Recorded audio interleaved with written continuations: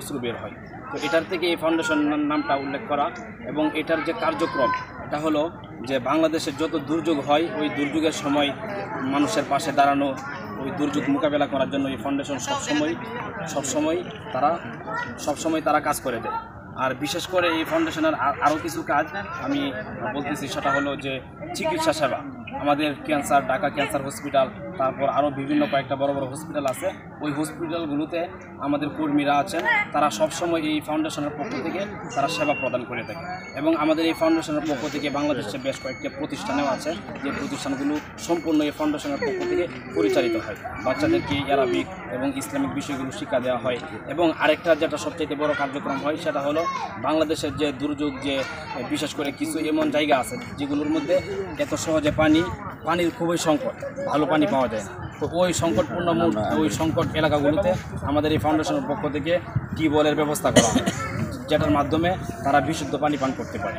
তারপর আমাদের এই ফাউন্ডেশনের পক্ষ থেকে আমাদের ঢাকাতে যারা বিভিন্ন অঞ্চল থেকে যারা চিকিৎসার জন্য আসে তাদের জন্য একটি মুসাফিরখানা আমরা রেখেছি, যেখানে তাদেরকে থাকার জন্য ব্যবস্থা করা হয়। আমরা সবসময় এগুলো আমরা চেষ্টা করি। তো এই ফাউন্ডেশনের এরকম বেশ আরও অনেকগুলো কার্যক্রম আছে। এই কার্যক্রমগুলোকে নিয়ে এই ফাউন্ডেশন এগিয়ে যাচ্ছে। তো লক্ষ্য উদ্দেশ্য আমাদের এটাই। রাবিয়া বেগম দালাই আদিকাত নিয়ে সোনাবাড়ি। রাবিয়া বেগম